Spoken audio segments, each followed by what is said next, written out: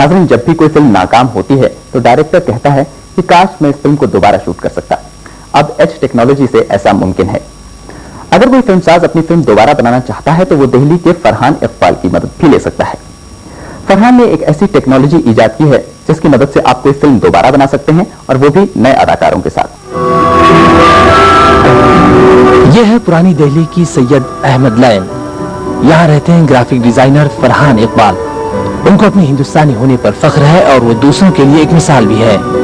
हिंदुस्तानी फिल्मों का इशाक फिलहाल कुछ शानदार और इख्तिराई ऑडियो विजुअल तजुर्बात में मसरूफ है। उसने एक audio visual graphic design project तैयार किया है जिसका नाम सेलुलाइट टाइम मशीन लिखा है। इसकी मदद से फरहान पुरानी फिल्मों की फ्रेमों पर नई अदाकारों के चेहरों और जिस्म चिस्पा कर रहे हैं। नतीजा ये है, आप चौधरी का चांद नगमा तो सुनते हैं लेकिन स्क्रीन पर गुरुदत का नहीं, दौर हाजिर का एक अदाकार का चेहरा है।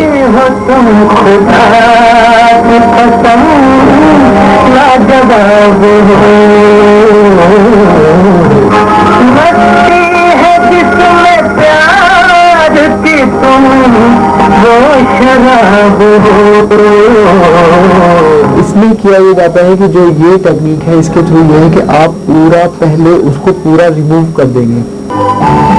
इस प्रोजेक्ट के लिए फरहान ने 4 साल सर्व किए हैं।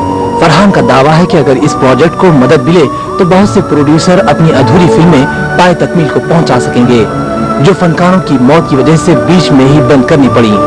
चेहरे बदलने से फिल्मों में एक मज़ाहिया उनसर भी शामिल किया जा सकेगा। नए पुराने अदाकारों को साथ लेकर एक बिल्कुल नई फिल्म बनाई जा सकती है।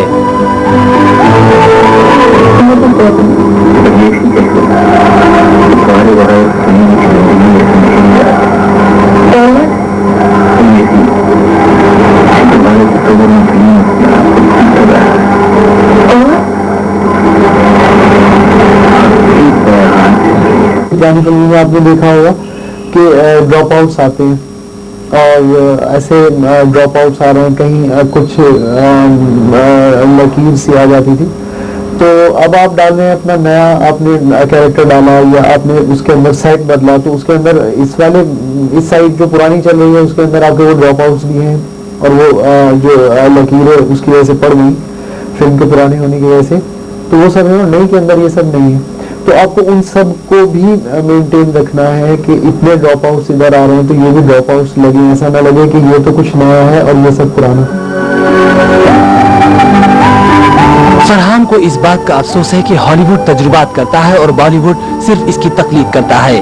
अगर हिंदुस्तान सबसे ज्यादा फिल्में बनाने वाला मुल्क है तो फिल्म के तकनीकी पहलू में भी हमें सबसे आगे होना चाहिए। इनका सवाल है कि मगरिब की तरह हमें दूसरों को राह दिखानी चाहिए, ना कि दूसरों की दिखाई राह पर चलना चाहिए।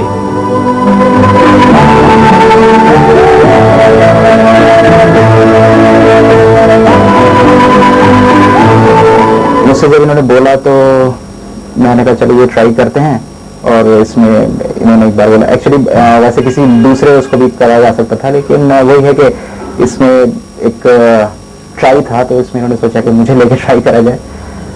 मैंने कहा ठीक है, मैंने उनको बोला कि मैं करने के लिए तैयार हूँ, और इसमें हम लोगों ने काफ़ी ट्राई भी करा, काफ़ी कोशिश करी हम लोगों ने इसमें कर देगी। गुज़िश्ता चंद महीनों से नबी आज़म के रंगीन रूप ने एक नई बहस छेड़ दी है और लोगों को महसूस भी किया है। नई नस्ल की तफरीह के लिए अब बहुत सी पुरानी फिल्में अब रंगीन अवतार लेकर थिएटरों में आना चाहती हैं। ऐसे दौर में जहां पुरानी ब्लैक एंड व्हाइट फिल्मों को एक नया रंग रूप दिया जा रहा है, फरहान का एक प्रोजेक्ट बिल्कुल सही वक्त पर आया है और हिंदुस्तानी फिल्मों की तारीख में एक नया बाब जोड़ देगा।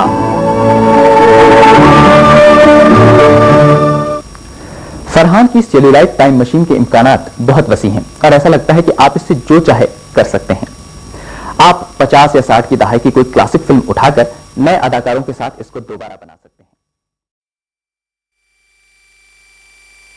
बढ़ गया है कि आप भी अपनी पसंदीदा फिल्म में एज ए हीरो या फिर हीरोइन काम कर सकते हैं। रम्मास बिया कुछ ज्यादा ही रूमानी है, एक्टिंग का भी खासा शौक है, यहाँ तक कि ख्यालों में भी आता है मुगले आजम, और सलीम होते हैं खुद रम्मास मियां।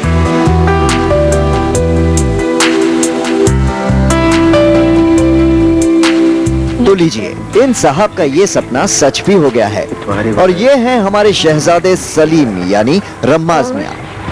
ये भी तुम्हारे तस्वीर में सलीम अपने आप को भूलता जा रहा है। जाहिर है रम्माज मियां का ये शौक पूरा हुआ कंप्यूटर के जरिए।